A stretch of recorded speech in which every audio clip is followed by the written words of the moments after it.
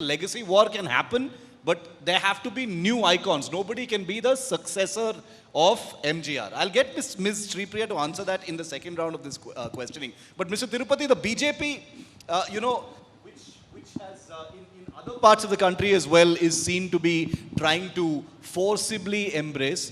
Pardon my use of the term, because that's what the opposition says. Forcibly embrace certain icons. We've seen the Prime Minister in Tamil Nadu a few years ago similarly embrace the the figure of MGR. He talked about renaming the famous Madras Central Station after MGR as well. How does the BJP view this? Because the BJP has been known to be quite astute when it comes to cultural and political figures in states where it is aspiring to have power. It's doing so in Bengal, it's doing so in Tamil Nadu as well. How would you read that, and how would you explain that? See, Mr. M.G. Ramachandran was a very great man. And he was a man of, he respected human values. He did not respect political values. We need to understand that. And the connect what he had with people was something nobody had, even, till date in India.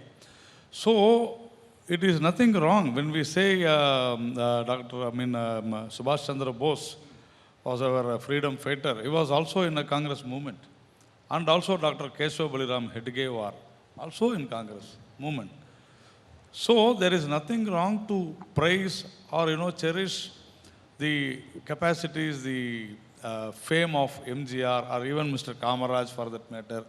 So what is wrong in glorifying a person who has done good for the country or the state? That's what we are doing. They connect what Mr. MGR had. We need to tell people that yes, we in BJP or our BJP people, leaders or the workers will definitely take the example from Mr. MGR, what all he did and all those things. There is nothing wrong.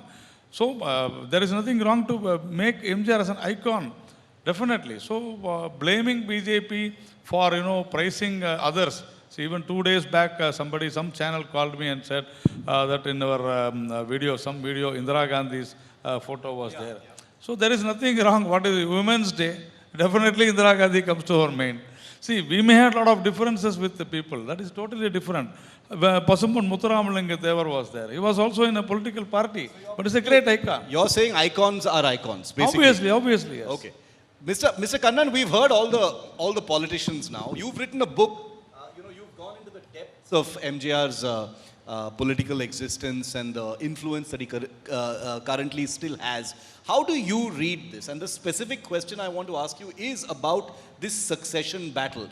Do you see this succession battle actually leading somewhere? Because on the one hand, nobody can replace MGR. And at the same time, there are all of these entities and parties who are hoping to benefit from the fact that MGR is still an unignorable figure in Tamil politics. There are icons and there are icons. MGR was a cut above the icons.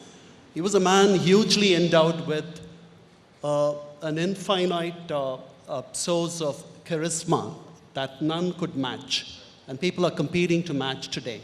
This was a man who kick-started the idea of a populist, paternalist populism, and he moved away from assertive populism of his predecessor, Kalaignar Karunanidhi.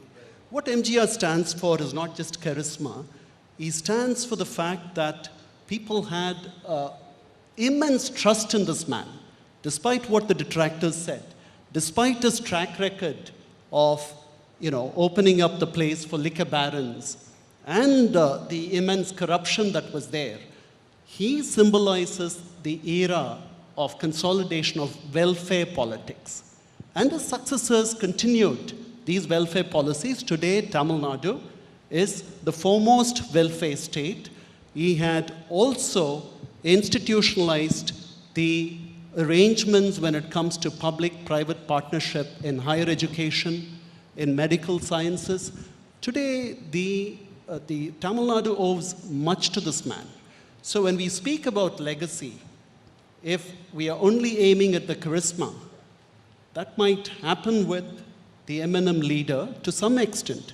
But I doubt if that alone would be able to, render and turn into votes So we'll have to go far. We'll have to think. I just wanted to say that in 1980, the combined might of the Congress and the DMK could not fell this man.